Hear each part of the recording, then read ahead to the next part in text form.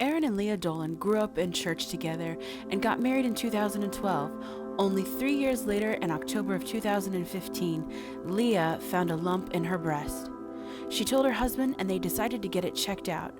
So they made an appointment, and when they got the test results back, the doctor said they needed her to come in. And that's when they told her that it was indeed cancer. At that point, it was only 2 centimeters. So we decided to do a natural route. So we did that for about 2 months, from October to January.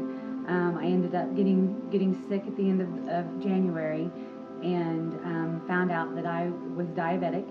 I was in the hospital for about a week, and during that time of being in the hospital, they had given me a 24-hour, you need to make a decision. It had gone from 2 centimeters to, is it 8 centimeters? 8 centimeters. So it had kind of just taken over my breast. So we had made the decision to get a hold of the Cancer Treatment Centers of America in Zion, which is about an hour, a little over an hour north of Chicago, so it's a little bit of a drive. But usually it takes some time to get into the center, but they got us in really quick, and we started, our birthday week in February. I actually started my first treatment on Aaron's birthday. So I'm just doing chemo right now, and that's about all that we've discussed as far as moving forward. They want to make sure that it's at a size where if it can be just removed, then it will be. If not, they'll take do a double mastectomy. Yeah.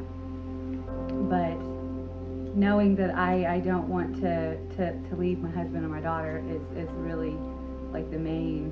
I'm just gonna barrel through. You know, like before this happened, you're like, you think that you're really not that significant. You know, you're just a person. You know, and then with our birthday weeks, like so many people like gave us cards and helped us, and we're like, oh my God, this is just like, this is crazy. We have people that just randomly go to the bank and deposit, you know, 500 here, 500 there, and the bank will call and be like, somebody else anonymously, you know. Got another anonymous deposit. You know, and we get checks in the mail. Like it's been a total blessing to know that so many people care more than I thought they would, given this circumstance. Aaron and Leah say that every day medical bills come in the mail and pile up. We're probably in the figure of about $130,000 in medical bills at the moment.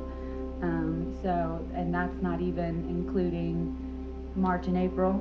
That's just from January to February, and some of what was done in October, when I had first gone to Carl when I found out that I had breast cancer.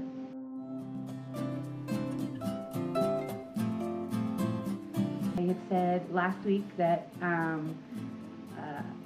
that the markings that they found in my pelvis and my spine are getting smaller, so that's a good thing. And they said that my breast didn't show any changes, but I physically can tell that it is a lot smaller.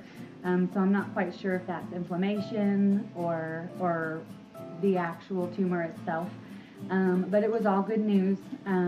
So they're not going to change my plan of action right now, because it's doing its job, it's working.